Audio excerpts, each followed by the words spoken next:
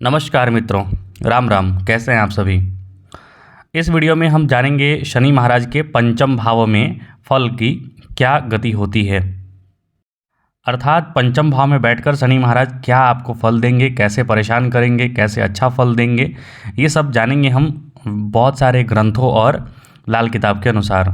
उसके पहले हम जैसा कि मैंने कहा था कि इस वीडियो में हम एक्स्ट्रा पढ़ेंगे पितृशाप, मतलब पितृदोष कैसे लगता है और कुंडली में देखकर कैसे जान सकते हैं आप कि पितृदोष लगा हुआ है और उसका निवारण कैसे कर सकते हैं आप।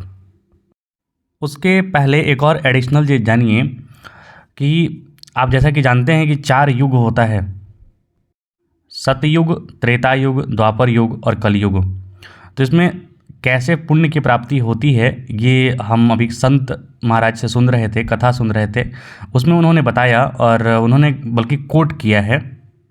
स्कंद पुराण में ये पूरा वर्णित है कि सतयुग में, मतलब सतयुग की जितनी आयु थी वो पूरे सतयुग की आयु के बराबर जितना तप करने से जो फल मिलता था, त्रेता युग में वो फल 5 लाख वर्ष तक तपस्या करने से मिलते थे।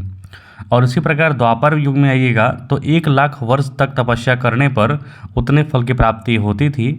और कलयुग में यदि आप देखेंगे तो उतने ही फल की प्राप्ति सिर्फ 1 दिन सूर्योदय से लेकर सूर्यास्त तक एकदम निरंतर बिना आहार लिए निरंतर राम नाम का जप करने से वो फल की प्राप्ति हो जाती है। अर्थात समझिए कि भगवान ने कितना सम्यक और बहुत ही आसान मार्ग कलयुग के लोगों के लिए चुना है और आशीर्वाद दिया है कि सिर्फ 1 दिन, मतलब रात भी नहीं है, सिर्फ 1 दिन यदि आप हरि नाम का, राम नाम का संकीर्तन करते हैं बिना आहार लिए तो आपको वो फल की प्राप्ति हो जाती है। तो हम क्यों पाप की ओर जाएं, हम राम नाम का ही आश्रय लेंगे और अपने पापों से मुक्ति प्राप्त करने के लिए प्रार्थना करेंगे। वर्तमान में पुरुषोत्तम मास भी चल रहा है, पुरुषोत्तम महीना भी चल रहा है और श्रावण अधिक में ही पुरुषोत्तम मास चल रहा है। तो आप बेहतर है कि राम नाम का जब जितना ज़्यादा से ज़्यादा कर सकें उतना ज़्यादा कीजिए, बहुत उत्तम फल, अच्छे फल मिलते हैं। आइए हम जानते हैं पितृदोष आपकी कुंडली में कैसे लगता है। पितृदोष जनरली आप देखिए तो पंचम भाव से संबंधित होता है, क्योंकि पंचम भाव ही आपके पूर्व जन्म के कर्मों को दिखाता है। पितृदोष से सबसे बड़ा क्या उत्पन्न होता है व्यवधान कि आपके घर में पहला चीज़ तो रुकावट आने लगता है, हर कार्य में रुकावट आने लगता है, बढ़ोतरी नहीं होती है। दूसरा चीज़ संतान प्राप्ति, खासकर पुत्र प्राप्ति में काफ़ी बाधाएं आती हैं, या फिर स्वप्न वगैरह में सदैव डरना, या फिर कुछ न कुछ कोई चीज़ आत्मा वगैरह कुछ आता है, कुछ मांगता है। तो ये सारी चीज़ें जो हैं पितृदोष के श्रेणी में आता है। तो यहाँ पे यदि आप देखेंगे कि यदि सूर्य महाराज, सबसे पहला चीज़ जानिए, सूर्य महाराज यदि यहाँ पर बैठे हुए हैं तो वो इटसेल्फ जो है, शनि महाराज यदि यहाँ, माफ़ कीजिए, सूर्य महाराज यदि पंचम भाव में बैठ गए तो वो अनफेवरेबल होते हैं बर्थ के लिए, किसी भी चाइल्ड के बर्थ के लिए। वहाँ थोड़ी परेशानियाँ झेलनी पड़ती है, खासकर प्रथम पुत्र की संतति के लिए, जन्म के लिए काफ़ी प्रॉब्लम्स झेलना पड़ता है। तो ये भी एक पितृदोष के गणना में आता है। मतलब पंचम भाव में सूर्य महाराज का बैठना पितृदोष की गणना में आता है। सूर्य महाराज को हमेशा आप जल दिया कीजिए और वो भी तिल मिश्रित जल दिया कीजिए। दूसरा, यदि आप देखेंगे कि सूर्य महाराज यदि पंचम भाव में बैठे हैं या फिर नवांश में वो शनि महाराज के घर में बैठे हैं, तब भी ये जो परेशानियां हैं वो झेलनी पड़ती हैं। या फिर सूर्य महाराज पर शनि देव की दृष्टि पड़ रही है और आपके जो गुरु महाराज हैं वो कमज़ोर पड़ रहे हैं, तब भी यहाँ परेशानियाँ उत्पन्न होती हैं।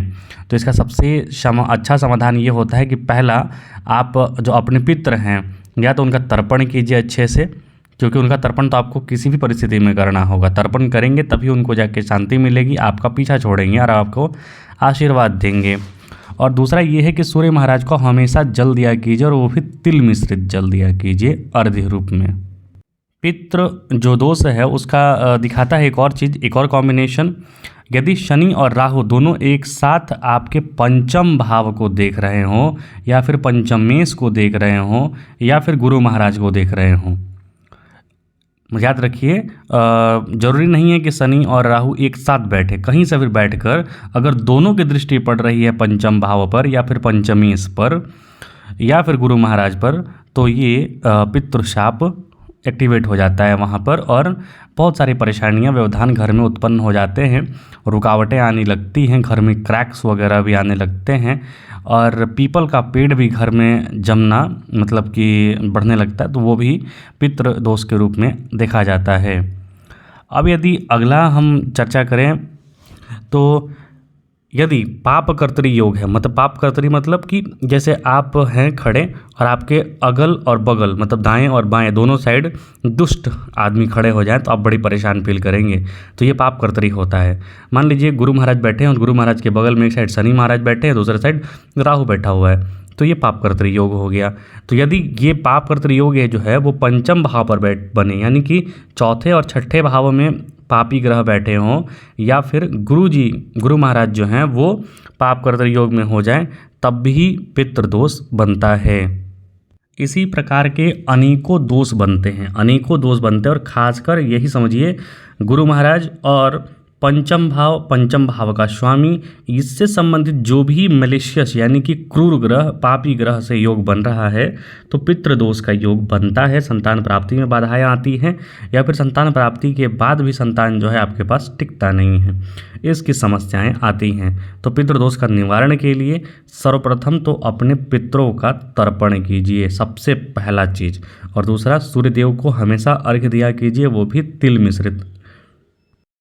अभी जैसे कि थोड़े दिन बाद पितृ का जो आधा महीना चलता है वो पितृ को तर्पण देने के लिए उसमें आता है समय, तो आप वहाँ पर पितरों को तर्पण जरूर कीजिए और उनका आशीर्वाद लीजिए। अब आइए हम जानते हैं पांचवा घर में शनिदेव का फल। पांचवें घर में शनिदेव बैठे हों तो व्यक्ति पुत्र की प्राप्ति करता है, ऐसा बताया गया है शास्त्रों में, लेकिन काफ़ी परेशानी से। यहाँ पर पंचम भाव में शनि महाराज का बैठना बहुत अच्छा फल नहीं देता है। कारण समझिए, पंचम भाव में या फिर सप्तम भाव में शनि महाराज जब बैठते हैं तो पार्टनर जो है आपका हमेशा परेशानी में रहता है, उसको कुछ ना कुछ रोग वगैरह कुछ हो जाता है, या फिर मतलब किसी प्रकार का मानसिक कलह कलेश ये सब उस व्यक्ति के पास होता है और वो थोड़ा परेशानी फील करता है। व्यक्ति काफ़ी फिक्रमंद भी होता है। पांचवा भाव जो होता है ना सूक्ष्म बुद्धि का भी होता है, तो पांचवा भाव में यदि आप परेशान हैं तो पूरा जीवन ही आदमी परेशान रहता है। सब कुछ होते हुए भी मन में यदि परेशानी खटपट चिंता बनी रहे तो व्यक्ति नरक तुल्य जीवन जीता है। पंचम भाव में शनि महाराज जो हैं वो प्रायः तो हमेशा तो नहीं, यदि अच्छा ग्रह का योग बन रहा है या फिर अच्छे ग्रह का दृष्टि है तो थोड़ा कम फल मिलेगा, नहीं तो मतिमंद कुल का धन का नाशक। हालांकि भाग्य उसका साथ देता है, याद रखिए भाग्य कार्यकर्ता शास्त्र प्रिय होता है ऐसा व्यक्ति, पढ़ता लिखता भी है, और गुरु महाराज की कहीं दृष्टि पड़ गई तो बहुत ज़्यादा भाग्यवान भी हो जाता है ऐसा व्यक्ति। यहाँ पर यदि शनि महाराज ऊँच के बैठे हों, अपने घर में बैठे हों तो अच्छा फल भी देते हैं। यदि खराब होकर बैठे हों तो हृदय रोगी गुप्त रोगी अपयशी हो जाता है, जल से संबंधित उसे खतरा रहता है, अग्नि से संबंधित खतरा रहता है, कामुक स्वभाव का हो जाता है, एक से ज़्यादा उसके रिलेशंस हो जाते हैं। और ख़ास करके शनि महाराज पंचम में बैठे हैं तो अपनी जो कुल में जो मर्यादा होती है वो मर्यादा से अलग हटकर वो रिलेशंस बनाने की कोशिश करता है, या फिर उसके दिमाग में चलता है, या फिर भाग्य में ही होता है। तो यहाँ पर उसको बदलने का प्रयास करना चाहिए, ख़राब चीज़ों को कम करने की कोशिश करनी चाहिए। हनुमान चालीसा का पाठ नित्य कीजिए, चरित्र मजबूत रहेगा। अब यदि हम लाल किताब के अनुसार यदि हम चर्चा करें तो ये है कि पहला चीज़ ये है कि शनि महाराज पंचम में बैठे हैं और वो याद रखिए कि सूर्य महाराज का घर होता है, तो यहाँ पर सूर्य और शनि में थोड़ी आपसी शत्रुता है, तो वहाँ पर याद रखिए पिता मतलब पुत्र जो है पिता और पुत्र में बनती नहीं है, थोड़ी समस्याएं होती हैं, खटपट योग बनता है, तो वहाँ पर सावधानी सतर्कता बरतें। यहाँ पर यदि पुत्र सुख प्राप्त करना है, पंचम भाव में शनि महाराज हैं, तो आपको केतु का भी फल देखना होगा। केतु याद रखिए, केतु वंश वृद्धि की ओर इंगित करता है, वंश वृद्धि दिखाता है। यदि शनि महाराज यहाँ बैठे हैं और केतु भी मजबूत अवस्था में बैठा है तो आपको पुत्र प्राप्ति होता है, और पुत्र प्राप्ति जो होता है वो यश वाला पुत्र होता है, यशवान पुत्र होता है। लेकिन यदि केतु भी कहीं मंदा हो गए, पीड़ित हो गए ना, तो पुत्र प्राप्ति में काफ़ी परेशानियाँ होती हैं। लेकिन एक चीज़ ये होता है कि शनि महाराज पंचम में बैठे हैं तो याद रखिए आप लावल्य कभी नहीं होंगे, अर्थात बिना संतान के कभी नहीं होंगे, आपको संतान बिल्कुल 100% होगा। आगे देखना है तो यहाँ पर केतु जैसा कि बताते हैं कि पुत्र सुख बताता है, और जो राहु है वो मकान सुख दिखाता है। तो यहाँ पर शनि महाराज बैठे हुए हैं और राहु अच्छी जगह बैठा हुआ है, तो अपना घर जरूर बनाइएगा। राहु यदि खराब ग्रह में बैठा हुआ है तो अपना घर बनाने व्यक्ति को काफ़ी परेशानी का सामना करना पड़ता है।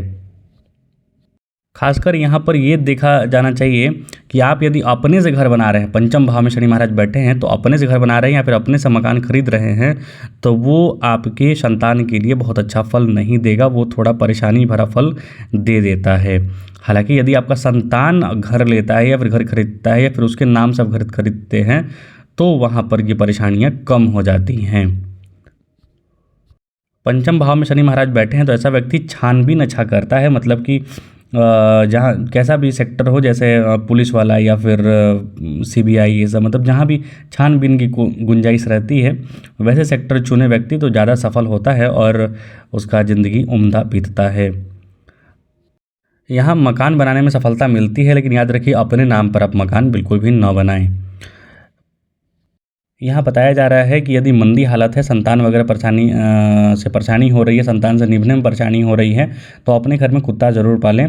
कुत्ते को पालना संतान से संबंधित परेशानियों से थोड़ा निजात मिलाता है, क्योंकि कुत्ता केतु का इंगित करता है, केतु को, और केतु ही संतान दिखाते हैं। औलाद के जन्मदिन पर मीठी की जगह नमकीन चीज़ें बांटें, ज़्यादा बेहतर होगा।